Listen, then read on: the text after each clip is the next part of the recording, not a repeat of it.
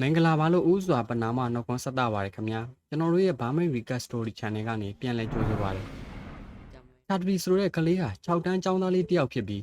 းကျောင်းမပြီးခင်မှာပဲကျောင်းပြောင်းမှုဖြစ်လာခဲ့ပါတယ်။သူ့မှာတော်ဆိုတဲ့ညီတစ်ယောက်လည်းရှိပါတယ်။အဖေဖြစ်သူကလည်းယောက်ျားဆိုတာဘယ်နေရာဖြစ်ဖြစ်နေနိုင်ရမယ်လို့ဆိုပါတယ်။သူတို့တရားတစ်ခုကိုဖျက်ခံပြီးတော့အမေကတရားဖျက်ရင်အသက်အောင်ပြီးဆူတောင်းမှုလုပ်ရတယ်လို့ပြောတဲ့အခါမှာညီဖြစ်သူကအသက်အောင်ပြီးသူ့အကိုကိုအဖေကကျောင်းလိုက်ပို့ပေးဖို့ဆူတောင်းလိုက်ပါတယ်။ချာတရီကဘာဆူတောင်းလဲလို့မေးတော့မှိုင်းတွေနေရင်ဘာမှပြန်မပြောပါဘူးဒီလိုနဲ့စိုင်းချုံဝီထရာဆိုတဲ့ကျောင်းကိုရောက်သွားပါတယ်ကျောင်းကပေးထားတဲ့အဆောင်တွေမှာပဲနေကြရမှာပါရောက်တာနဲ့ဆီယာမတယောက်ကသူနေရမယ့်ကရင်ကိုလိုက်ပြပေးရင်ကျောင်းမှာကိုယ့်ဘာသာကိုလုံးရမှာဖြစ်ပြီးကျောင်းစည်းကမ်းတွေကိုလိုက်နာဖို့မှားနေပါတယ်ချာတရီရဲ့ပစ္စည်းတွေကိုသူ့နာမည်ရေးပေးထားပြီးထားခဲ့ကမိဘတွေကပြန်သွားပါတယ်ပြန်သွားတဲ့မိဘတွေကိုလည်းချာတရီတယောက်အပေါ်တက်ကိုအပြေးတက်ပြီးသွားကြည့်နေခဲ့ပါတယ်အဲဒီနောက်မှာအများဆုံးရေချိုးတဲ့နေရာမှာတူညံညံနဲ့ရေချိုးနေကြတဲ့နေရာကိုသူလည်းဝင်ချိုးလိုက်ပါတယ်ဆရာကလည်းမဆူဖို့လှမ်းអော်ပြောပါတယ်ထမင်းစားတဲ့အချိန်ရောက်တော့ခြာကျွေးလာတဲ့ဟင်းတွေကိုကြည့်ပြီးအိမ်ကထမင်းဝိုင်းကိုတတိယသွားသလိုသူ့အဖေပြောတာတွေကိုလည်းပြန်လဲကြားရောင်ရင်မျက်ရည်တွေနဲ့ပကံထဲကထမင်းတွေကိုကုန်းကျိတ်ပါတော့တယ်စာသင်ခန်းကိုရောက်တော့သူ့ကိုဆရာမကကျောင်းသားတွေနဲ့မိတ်ဆက်ပေးလိုက်ပြီးကိုယ့်နေရာကိုသွားထိုင်လိုက်ပါတယ်ဒါကိုဘေးကငမွေတို့တွေကမြင်သွားပြီးတယောက်နဲ့တယောက်မျက်စပြစ်နေကြပါတယ်ညရောက်တော့အဆောင်အတူနေတဲ့ကလေးတွေနဲ့ပေါင်းပြီးကလေးတယောက်ကသူ့ကိုမိတ်ဆက်လိုက်ပြီးကလေးတွေချင်းဆရာလောက်ကမင်းကတရေကြောက်တက်လားလို့မေးတော့ခေါင်းခါပြလိုက်တော့မင်းကလူသစ်ဆိုတော့ဒီเจ้าရဲ့တမိုင်းကိုပြောပြမယ်လို့ဆိုပါတယ်ဒီเจ้าမှာစပိုမှုတယောက်ရဲ့တမိရှိခဲ့တယ်သူကအရန်လာတော့เจ้าကကောင်လေးတွေကသူ့ကိုဝိုင်းပြီးသဘောကျကြတယ်ဒါပေမဲ့ရုတ်တရက်အဲ့ဒီမိန်းကလေးကညောင်ပေအောက်မှာဇွဲကျိုးချပြီးတေသွားတယ်ဘာလို့လဲဆိုတော့မသိကြဘူးအဲ့ဒီမိန်းကလေးကကိုဝင်လဲလေးလရှိနေခဲ့တာဒါကိုသိကျင်လို့သူတို့ရဲ့စီနီယာเจ้าသားတွေကစမ်းခဲ့ပူးကြတယ်သူတို့ညောင်ပေနားမှာကိုဝင်ဆောင်တရဲကိုတွေ့ခဲ့ကြတယ်နောက်တစ်ယောက်ကလည်းသူတို့အဆောင်မှာလူအကြီးတယောက်ညဘက်ဆိုရင်အဆောင်နားမှာရှောက်သွားနေတာကိုတွေ့ကြရတယ်။သူကဒီအဆောင်ရဲ့အဆောင်မှုဖြစ်ခဲ့တဲ့လူပဲလို့ဆိုပါတယ်။အကြီးဆုံးကောင်ကကြက်သီးတွေထားပြီးအမွှေးတွေပါထောင်းနေပါပြီ။နောက်တစ်ယောက်ကလည်းထပ်ပြောပြတယ်။အဆောင်မှာညဘက်တန့်စင်ကန်တုံရင်တရေ6ခံရတယ်။မင်းတို့မှတ်ထားရမှာကခွေးတွေတပြိုင်နဲ့ဟောင်ရင်တန့်စင်ကန်မသွားနဲ့။နောက်တစ်ယောက်ကလည်းအားကြမကန်ထပ်ပြောတယ်။ငါတို့အဆောင်မှာရေကူးကန်အစ်စ်ဘာလို့စောက်ထားတာလဲဆိုရင်အရင်အဟောင်းကចောင်းသားတစ်ယောက်ရေကန်နဲ့ခုန်ချပြီးတေဆုံးသွားလို့ပဲ။အရေးကြီးတာကသူကငါတို့အဆောင်မှာနေခဲ့ဘူးတာပဲလွန်ခဲ့တဲ့10နှစ်ကပဲရေကူးကန်ကိုပိတ်ထားခဲ့ကြတာ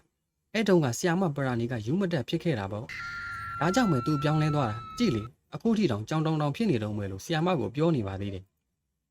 ဆီယာမပရာနီရဲ့ရုံးခန်းထဲမှာဓာတ်ပြားဆက်ရှိပြီးဘာတချင်းတွေဖွင့်မှန်းလည်းမသိဘူးတခါတလေမှဆီယာမကအန်ဆွဲကိုကြည့်ပြီးငိုနေတတ်သေးတယ်ဘသူဟာမှန်းတော့မသိဘူးလို့ဆိုတော့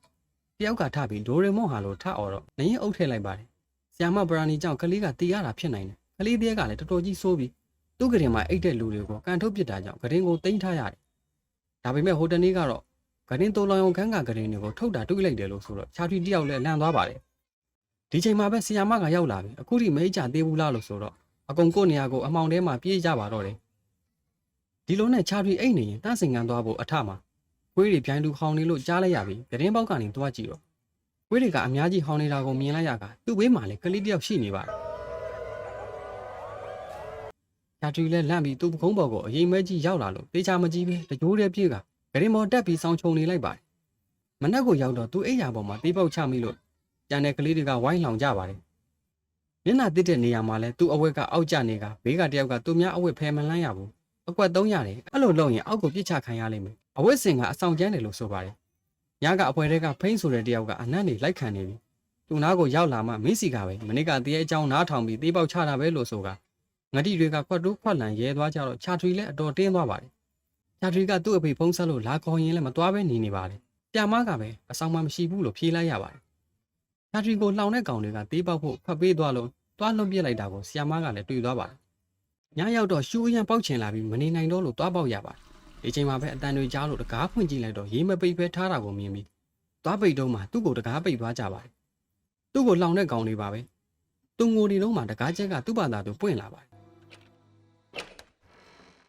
်ဒီတော့သူထွက်လာတော့ခွေးဥတန်တွေကြားရလို့အမြန်ပြေးပြီးတောင်ချုံနေလိုက်ရပါတယ်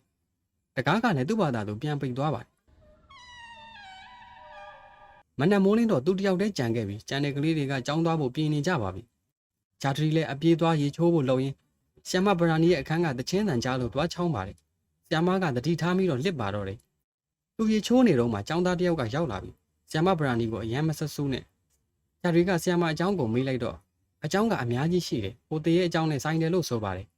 ်မင်းကအကုန်သိနေတယ်လို့ဆိုတော့ငါကဝေချင်းချင်းချောင်းလို့ဆိုတာမင်းမသိဘူးလားလို့ပြောကထွက်သွားပါတယ်စာသင်ခန်းထဲကိုရောက်တော့ဆီယာမကတရေကိစ္စနဲ့ချင်းချောက်တာစားနောက်တာကိုမလုပ်ဖို့နဲ့လောက်တာကိုသိရင်တတိမပေးဘူးလို့အစိုးမဆိုနဲ့လို့ကျင်းလိုက်ပါတယ်နောက်တစ်နေ့ချာထရီနဲ့ဝေချင်းတို့ထပ်တွေ့ကြကဘဲငန်းဥတွေကိုတွားခိုးကောင်းရင်ပို့ပြီးခင်မင်သွားကြပါတယ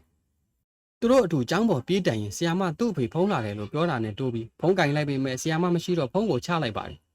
အဆောင်တွေចောင်းသားတွေကိုရုပ်ရှင်ပြတဲ့အစီအစဉ်လည်းရှိပါတယ်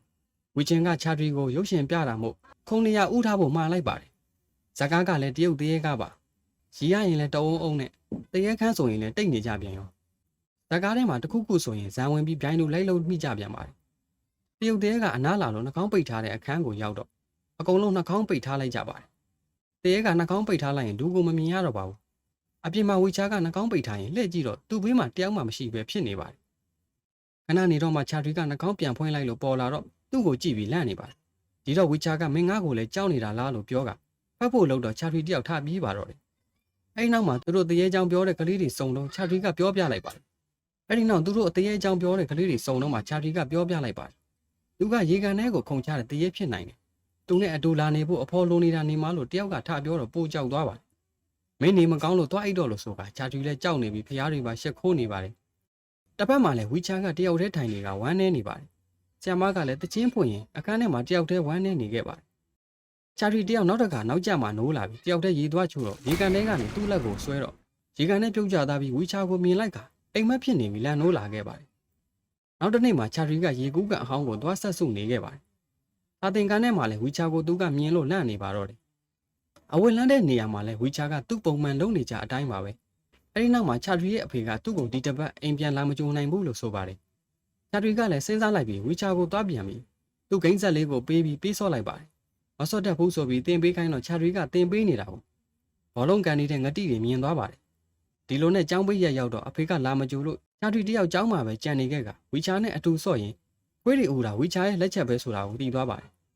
်နေ့လည်စာစားတော့လဲစားစရာလိုက်ထည့်ပေးနေတဲ့ចောင်းသူချောချောလေးကိုတွေ့ပြီးချာထရီသဘောကျနေပါတော့တယ်ကောင်မလေးကမြန်မြန်ကြီးပြင်းလာအောင်မြများစားလို့ပြောသွားပါသေးတယ်မင်းယောက်ျားပြီးသားလာအောင်လှုပ်ပေးမဲ့စာအုပ်ဆိုပြီးဝီချာကဟိုပေါ်ဒီပေါ်စာအုပ်တွေကိုထုတ်ပေးလိုက်တော့ညအိတ်ချိန်မှာချာထရီကခိုးကြည့်နေတော့ဆီယာမကမိသွားပါတယ်ဆီယာမကရုံးခန်းထဲကိုခေါ်ပြီးနောက်ဒီလိုမလုံးနဲ့နှစ်တိုင်းဒီလိုဖြစ်တယ်လို့ဆိုကပြန်လွှတ်လိုက်ပါတယ်အပြင်ကကောင်တွေကလည်းဒီကောင်တော့တီးခံရပြီလို့ထင်နေပေမဲ့ချာထရီကဘာမှမဖြစ်ပဲအေးဆေးပြန်ထွက်လာတော့အံ့ဩသွားကြပါတယ်တနေ့ဝီချာကမိန်းကလေးကအဆောင်ဘက်ကိုအုတ်တိုင်းကိုကြော်ပြီးခေါ်သွားပါတော့တယ်ဒီမှာပဲသူထမင်းစားဆောင်မှာတွေ့တဲ့ကောင်မလေးကိုတွေ့ပြီးလိုက်ငေးကြပါတော့တယ်ကောင်မလေးကသူ့နားလာပြီးဘလို့ရောက်လာတာလဲဆိုပြီးဓာတ်ပုံအတူရိုက်လိုက်ကြပါသေးတယ်အတူပြန်တဲ့လမ်းမှာချာထရီကမင်းဘာလို့တေးတာလဲလို့မေးတော့ဝီချာကမျက်နှာပြတ်သွားပါတယ်အမှန်တိုင်းပြောပါဟာလို့ပြောပေမဲ့ပြန်မဖြေပါဘူးချာထရီကရှူးပေါက်နေတော့မှဝီချာပျောက်သွားပြီးတယောက်တည်းပြန်လာရပြီသူ့အဖေကဆီယာမကိုပစ္စည်းလာပေးနေတာကိုမြင်သွားပြီးသွားမတွေ့ပဲထွက်သွားပါတယ်သူ့အဖေကအမဖိန်နဲ့ဖောက်ပြန်နေတာကိုချာထရီကမြင်သွားခဲ့တာဖြစ်ပြီးဒါကြောင့်သူ့ကိုကျောင်းအဆောင်ကိုပို့လိုက်တယ်လို့ထင်နေခဲ့တာပါသူနောက်ကျနေတာကိုဆီယာမကလည်းထမင်းမစားနိုင်ပဲစိုးရင်ပြီးရောက်တာနဲ့တန်းဆူပြီးလက်နဲ့ရိုက်ပါတယ်ပြီးတော့သူတယောက်တည်းထိုင်ငုံနေခဲ့ပါတော့တယ်နောက်တစ်နေ့အပြာမဂဇင်းထဲမှာသတင်းစာရှိပြီးဝီချာရဲ့အဖေရဲရရှိကလက်စားမှုနဲ့ထောင်ကျတာကိုချာထရီတွေ့သွားပါတယ်အဖေဖြစ်သူကလည်းအမေပါလို့ဖုန်းခေါ်တော့မှချာထရီကဖုန်းကိုသွားကင်လိုက်ပြီးအဖေကအမအဖေတို့အဖေတို့အိမ်မှာမနေတော့ဘူးနော်အဲ့ဒီကိစ္စကြောင့်သားကိုကျောင်းဆောင်ကိုပို့လိုက်တာမဟုတ်ဘူးလို့ပြောနေတော့ဖုန်းချပြစ်လိုက်ပါတယ်သူ့ဗီဒီယိုထဲမှာအဖေကလာပေးသွားတဲ့အိတ်ကိုဖွင့်ကြည့်တော့သူကြိုက်တဲ့အင်ကြီးဖြစ်နေပါတယ်နောက်တစ်နေ့သူထမင်းစားနေရင်ဝီချာကထသွားလို့အနောက်ကလိုက်သွားတော့ရေကန်ဟောင်းကြီးတဲ့ကိုရောက်သွားပြီးဝီချာကရေကန်နဲ့ခုန်ချပြီးဆုံးပါသွားတာကိုသူ့ကိုပြပါတယ်ဒီတော့သူလည်းကြည့်နေရင်ကြောက်လာပြီးပြန်ပြေးပါတော့တယ်ညရောက်တော့ခရင်ကအတန်မီနေလို့အောက်ကိုမီးနဲ့ထိုးကြည့်ရင်ဝီချာရဲ့နာမည်ကိုတွေ့သွားပါတယ်သူအိမ်သားကန်းကိုသွားရှာတော့သူကခရင်မှာအိတ်နေလို့ဝီချာကတော့အိမ်သားထဲမှာအိတ်နေရတာပါဝီချာကလည်းနေ့စဉ်6နာရီထိုးတိုင်းသူ့ကိုယ်သူတက်တည်တဲ့နေရာမှာတွားပြီးရင်နဲ့သားကိုနေ့စဉ်ခံစားနေရတာပါဒါကိုချာထရီကတားဖို့ကြိုးစားပါတယ်သူကကင်လွယ်ထိတွေးလို့မရပါဘူးသူ့ရှိမှနေမဲ့ပုတ်ပွားလာလို့တစ်ဖက်ကိုလှည့်နေရပါတယ်ခဏနေတော့ငါဘလို့တေးရလဲမင်းမြင်ပြီလားလို့အတန်ကိုကြားလိုက်ရပါတယ်တကယ်တော့ဝီချာတို့ငငယ်ကတငယ်ချင်းတွေရေချိုးနေကြရင်တယောက်ကရေနစ်ချင်အောင်ဆောင်ပြီးဝိုင်းကြတော့မင်းတို့အလိန်ခံရပြီဆိုပြီးစားတဲ့ကောင်ကတက်သွားပါတယ်ဝီချာကလည်းသူ့ကိုကဲမှာပဲထင်ပြီးသူရေမကူးတတ်ပဲရေနှစ်ပိုင်းကိုသွားတဲ့အခါမှာတကယ်ရေနစ်နေတာကိုစနေတယ်ထင်ပြီးဘယ်သူမှဝိုင်းမကယ်ကြပဲ6နာရီထိုးပြီးဆိုပြီးပြန်သွားကြပါတယ်ဆရာမပရာနီကြောင့်တေးရတာလို့ပြောနေကြတဲ့အကြောင်းကတော့ဝီချာရဲ့မိဘထောင်ကြတာကိုသတင်းစာမှာပါလာခဲ့ပြီး ဆီယာမကဝီချာမသိစေခြင်းလို့မပြောပါဘူးဒါကိုအခန်းထဲအရောက်မှာသတင်းစာကိုယူပြီးဝီချာကကြည့်လိုက်မိပါတယ်ဆီယာမကလည်းသူ့ကိုစူပြီးရိုက်လိုက်ပါတယ်သူကတော့အဖေအကြောင်းကိုသိချင်ရုံပါပဲဆီယာမကတော့ဒီအကြောင်းကိုခလေးတည်သွားလို့ရေထဲခုန်ချပြီးကိုအဆုံးစီရင်သွားတယ်လို့ထင်နေခဲ့တာပါဒီတော့ဆီယာမကသူ့ကိုယ်သူအပြစ်ရှိတယ်လို့ခံစားနေရတာပါဘာလို့ထက်ကတည်နေရတာလဲလို့မေးတော့သူလည်းမတည်ဘူးလို့ဆိုပါတယ်သူ့ကိုចောင်းသားတယောက်ကလည်းသူလည်းအဲ့လိုဖြစ်ဖူးတယ်သူတို့အိမ်လမ်းအကွေ့မှာဆိုင်ကယ်မှောက်သွားတာသူကညဘက်ဆိုရင်အဲ့ဒီအချိန်ရောက်တိုင်းအဲ့ဒီနေရာမှာညတိုင်းလာပြန်တည်ရတာသူမြင်ဘူးတယ်လို့ဆိုပါတယ်ချာထရီကသူတို့ကိုထက်ကမတည်အောင်ဘယ်လိုကူညီရမလဲလို့မေးတော့မင်းလည်းသူတို့လိုတည်မှရမယ်ဒါမှမဟုတ်ရင်ဝိညာဉ်လွှဲမှရမယ်မင်းစမ်းကြည့်လိုက်လို့ခြုံပေးသွားပါတယ်ချာထရီကဝီချာကိုသူတည်ခြင်းတယ်လို့ပြောတော့အတိတ်ပဲမရှိတာမင်းအဲ့လိုမလုပ်ဘူးလို့အားကိုဂတိပေးပါလို့ပြောလိုက်ပါတယ်ချာထရီကစိုက်ကိုဝင်သွားပါပြီအချုံကောင်တွေရဲ့လက်ချက်ကြောင့်ပါသူတည်ဖို့ပဲတွေးနေခဲ့ပါတယ်ဒါကိုကြံရွဲကောင်တွေကလည်းအောက်ကနေကြည့်နေပါတယ်ဒီလိုနဲ့ညနေ6 နာရီရောက်တော့ဝီချာကလည်းသူဖြစ်တင်ကြအတိုင်းရင်းနစ်ခံရဖို့သွားပါတယ်ဆီယမကလည်းချာထရီကိုမမြင်လို့စိုးရိမ်နေပါတယ်ချာထရီကလည်းတက်ခွဲကန်းထဲကအလွန်ကျွံတောက်ရင်အန်ဒီရရှိတဲ့စီးပလင်းကိုတောက်ပလိုက်ပါတယ်သူ့ကိုပြောခဲ့တဲ့ကောင်ကလည်းသူ့တငယ်ချင်းကိုအကူအညီချင်းဝိညာဉ်လှည့်ရတယ်လို့ရှောက်ပြောထားတာလို့ပြောလိုက်ပါတယ်ဒီတော့သူကငါ့ကိုယုံချာထရီကိုရေကူးကန်အဟောင်းကိုခေါ်သွားကြရအောင်လို့ဆိုပြီးကလေးတွေစုပြီးချာထရီကိုရေကူးကန်အဟောင်းကိုတည်သွားကြပါတယ်ချာထရီရဲ့ဝိညာဉ်ကလည်းဝီချာရင်းနစ်တဲ့အချိန်ကိုပြန်ရောက်သွားပြီးဝီချာကိုအပြေးသွားခဲ့ပါတယ်ငတိတွေကလည်းခန္ဓာကိုယ်ကိုရေကူးကန်ဘေးကိုတည်လာပါတယ်ချာထရီကိုတကားဖွင့်ပေးတာလည်းဝီချာပါချာထရီနဲ့ဝီချာရဲ့ဝိညာဉ်တွေစကားပြောလမ်းလျှောက်လာရင်ငါသွားရတော့မယ်လို့ဆိုကပခုံးကိုပုတ်ကလက်ပြနှုတ်ဆက်ပြီးမြင်ကွင်းကနေတွရွပျောက်ကွယ်သွားပါတယ်ချာထရီကလည်းသူ့ဘော်ကိုကျလာတဲ့ဘိန်းရဲ့နှက်ရည်တွေကြောင့်ပြန်ပြီးသတိရလာပါတယ်ဒီချိန်မှာဆီယာမကလည်းမော်ကြီးပန်းကြီးရောက်လာပါတယ်အဲ့ဒီနောက်မှာတော့ဆီယာမကလည်းသူတို့တစ်ပွဲလုံးကိုចောင်းကိုတပတ်ပတ်ပြေးခိုင်းပြီးအပြစ်ပေးလိုက်ပါတယ်ဆီယာမကိုဘာလို့မပြောပြတာလဲလို့တငယ်ချင်းတွေကမေးတော့ဆီယာမကယုံမှမဟုတ်ဘူးလို့ဆိုကတရေအကြောင်းတွေကိုပြောကြရင်သူတို့ရေစင်ဘော်ကိုတက်ပြီးចောင်းကိုကြည့်နေကြတာဒီလိုနဲ့ចောင်းတစ်နှစ်ပြီးသွားလို့အိမ်ကချာထရီကိုလာခေါ်ပါတယ်အမေဖြစ်သူကပဲစကားလာပြောပြီးအဖေကတော့တားဖြစ်သူစိတ်ဆိုးနေတယ်လို့ထင်တာကြောင့်ကားထဲမှာငူငူကြီးထိုင်နေပါတယ်ချာထရီကအနားကိုသွားလိုက်ပြီးအဖေသားဒီเจ้าမှာပြောပါတယ်လို့ပြောကရဲပြတော့အဖေဖြစ်သူလည်းဝမ်းသာသွားခဲ့ပြီအားကိုဖတ်ထားလိုက်ပါတယ်ချာထရီလည်းအိမ်ကိုပြန်ဖို့ပစ္စည်းတွေသိမ်းပြီးတက်ကြွနဲ့အပြေးဆင်းလာနေတော့ဆီယာမကခါတိုင်းလိုပဲဓာတ်ပြားလေးဖွင့်ပြီးစိတ်မကောင်းဖြစ်နေတာကိုမြင်သွားကဆီယာမအနားကိုသွားပြီးဝီချာကကိုတက်တည်တာမဟုတ်ပါဘူးရင်းနှစ်သေးတာကမတော်တဆပါလို့ဆိုကသတင်းစာလေးကိုထုတ်ပေးလိုက်ပါတယ်ဆီယာမကလည်းသတင်းစာကိုမြင်ပြီးအံ့ဩသွားပါတယ်ဝီချာကဆီယာမရဲ့ဓာတ်ပြားဖွင့်ဆက်ပြတ်အောင်လုံးမိတာကိုတောင်းပန်စကားပါလိုက်ပါတယ်ဗျဆီယာမကသူ့ကိုစိတ်ပူနေမှသူသိပါတယ်ဗျကျွန်တော်တို့ကိုအမြဲဂိမ်းဆိုင်ပေးလို့ကျေးဇူးတင်ပါတယ်ဗျလို့ဆိုကဆီယာမကိုနှုတ်ဆက်ပြီးပြေးသွားပါတယ်ဆီယာမကတော့ဓာတ်ပြားဆက်ကတချင်းတန်နဲ့အတူဝမ်းနဲ့မျက်ရည်တွေကျရင်ကြံခဲ့ပါတယ်ချာထရီကတော့အိမ်ပြန်လမ်းမှာကောင်မလေးနဲ့အတူရိုက်ထားတဲ့ပုံကိုထုတ်ကြည့်ကတရားကိုအရောက်မှာအသက်အောင်ပြီးဆူတောင်းမှုတစ်ခုလုံးရင်ဇလန်းလဲပြီးဆုံးသွားပါတယ်ခင်ဗျာအဆုံးဒီလိုက်ပါကြည့်ရှုရတဲ့တယောက်စီကိုအထူးပင်ကျေးဇူးတင်ရှိပြီးစိတ်ချမ်းသာခြင်းကိုယ်ဤချမ်းသာခြင်းများနဲ့အတူကတ်သုံးပါကြော်နေနိုင်ပါစေလို့ဆူတောင်းပေးရင်ညီကုန်းချောလိုက်ရပါတယ်ခင်ဗျာ